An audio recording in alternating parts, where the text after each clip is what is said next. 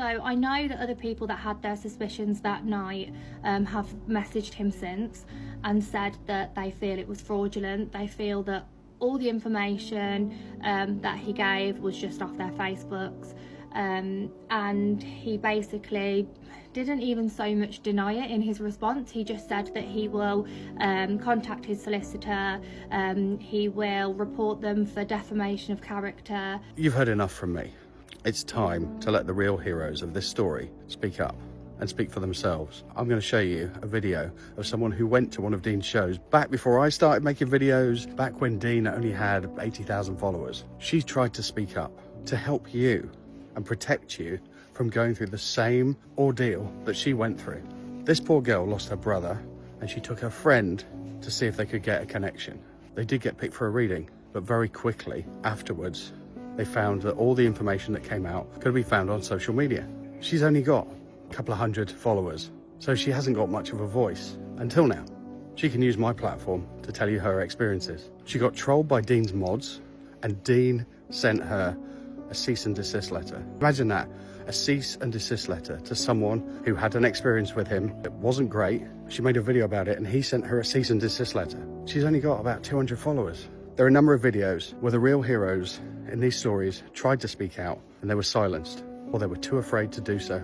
Since I made these videos, so many people have come out to talk about their experiences. Before I play this video, I want to say this. If anyone who stepped forward feels threatened, or there is any form of retaliation, I want you to share that retaliation with me. Take screenshots of any comments on your videos or any personal messages that you receive and share them with me. Anyone who steps forward is under my protection, and I will make sure that any retaliation is documented. These poor people are trying to do the right thing, speak out and protect you if you're going to one of his shows.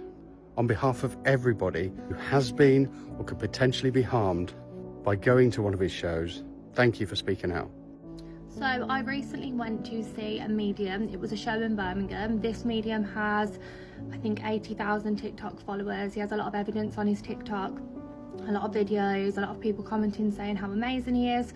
And I bought tickets for my friend. Her mum unfortunately passed away in 2023 and I really wanted her mum to come through. I'm a big believer in the spiritual world and psychics, so I booked these tickets in the hope that her mum would come through. So in order to book the tickets, you have to DM the medium on Instagram, which is a red flag in itself. Now I'm thinking about it, there's no booking link.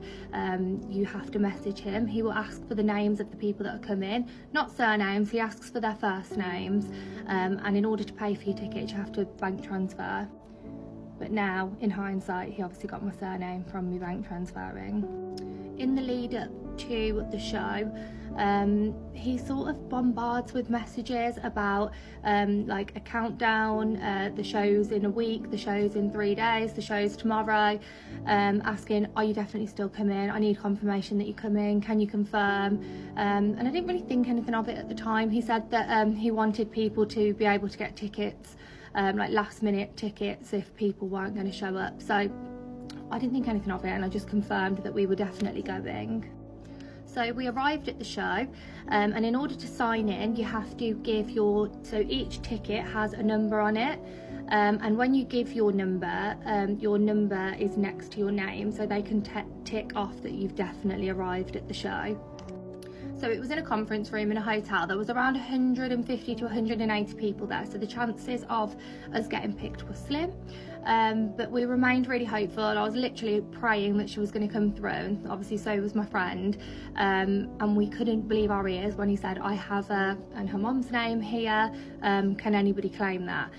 So obviously, like, my friend was like, me, and what happens then is they come up to you. It's actually his dad. It's a family run thing, so mom's on the camera, dad hands out the microphone and tissues, his wife sits at the front, but dad comes over with a microphone and a box of tissues, and you sort of have this back and forth exchange with the media. Her reading was spot on. He knew her children's names, he knew the day that her mum passed away, he knew her mum's birthday, he knew her mum's address, so it was so spot on. We came away on cloud 9, like we couldn't believe her mum had come through. I was so happy, she was so grateful that I'd taken her, and everybody else on the evening seemed really happy with their readings, and we had no concerns. It wasn't until he posted on TikTok saying, "Thank you for coming to my Birmingham show." My friend commented on it saying, "Thank you so much, my reading was amazing." She then got a DM saying we were also at the show, and we feel that he got all the information off our Facebook. He actually slipped up in some kind of ways on our reading and said things that perhaps their relative wouldn't say, and we feel it was all fake. They also then said, "Your profile is actually open, we've had a look on your Facebook and everything that you said in your reading is on your Facebook page." So that then made me go onto her Facebook just to confirm it, and they were right, everything is on there. The only thing that wasn't on there was her mum's address, and I was thinking, how would he have known her mum's address? Like, I didn't even know her mum's address because she'd moved house not that long before she passed away, so I didn't know her mum's address, like the road name and the name of the building. So I went on my friend's Facebook. I'd seen that she tagged her mum in a few posts. I've gone on her mum's Facebook. Her mum's Facebook didn't have her address, but it had the town that she lived in. So I did a simple Google search. I just put her mum's name in and the town that she lived in, and the first thing that came up was the deceased estate and her full address. And at that point, I just knew. And that then sort of led me to start exploring other readings that he did that night. So there was a lady who, I don't want to say too much because I don't want to like give away people's personal information, and I'm not going to be using names either. But a lady whose son had passed away in a car accident. He knew the make, model, colour, he knew what the son looked like, he knew that he had this infectious laugh, and I did a Google search with just the make and model of the car crash Birmingham, and the article that came up was along the lines of caring dad with an infectious laugh has died in a car accident. The medium explained that he died at the scene. The article says that. The medium explained what the man looked like. He'd just described the photo that was on the article. He knew about his children, his partner. So I then went onto his TikTok and started looking at other readings. Again, it was same old. He was just targeting people that had a lot of information either on their social media pages or news articles, using loads of information out the articles, and he's very clever in how he does it. He doesn't just roll out names and dates.